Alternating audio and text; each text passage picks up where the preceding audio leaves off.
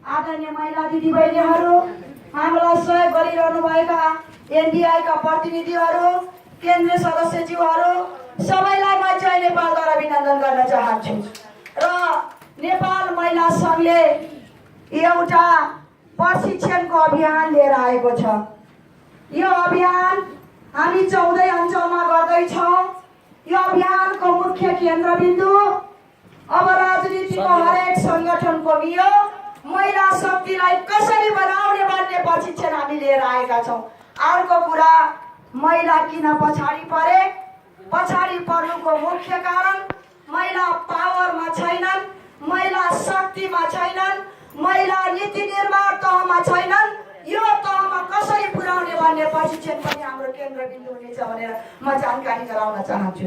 अर्को कुरा, हामीले प्रशिक्षण दिइरहेका छौँ नेपाली काङ्ग्रेसको 13औं महाधिवेशन पछाडि सङ्गठनको संरचना कस्तो छ, नेपाली काङ्ग्रेसको नीति र कार्यक्रम के छ त, के कार्यक्रम छ महिलालाई हेर्ने, त्यो कार्यक्रम पनि प्रशिक्षण हामीले दिनेछौँ। अर्को प्रशिक्षणको केन्द्रबिन्दु स्थानीय निर्वाचनलाई हामीले बनाएका छौँ। अब आउने स्थानीय निर्वाचनमा 83,000 महिला हामीलाई चाहिन्छ। त्यो महिलालाई हामीले कसरी पुर्याउने भनेर स्थानीय निर्वाचन, यसको अभियान, चुनाव जित्ने तरिका, उम्मेदवारको चयन कसरी जाने भनेर पनि प्रशिक्षणलाई हामी केन्द्रबिन्दु बनाएका छौँ। अर्को केन्द्रबिन्दु हामीले बनाएका छौँ नेतृत्वको चुनौती के हो र महिला नेतृत्वलाई अगाडि बढाउनको लागि आगामी कार्ययोजना के छ त हामीले ल्याए मात्र यो चुनौतीलाई मिट गर्न सक्छौँ भनेर प्रशिक्षण हामीले दिइरहेका छौँ।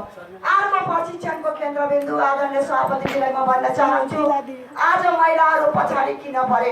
अर्थको कारणले गर्दा महिलाहरू पछाडि परेका छन्, आफ्नो खुट्टामा उभिन सकेका छैनन्।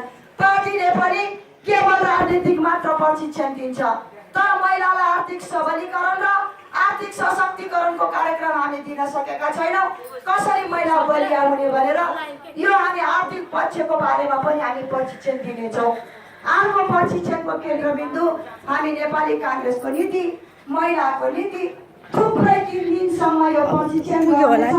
10, 11, 12 गते मात्र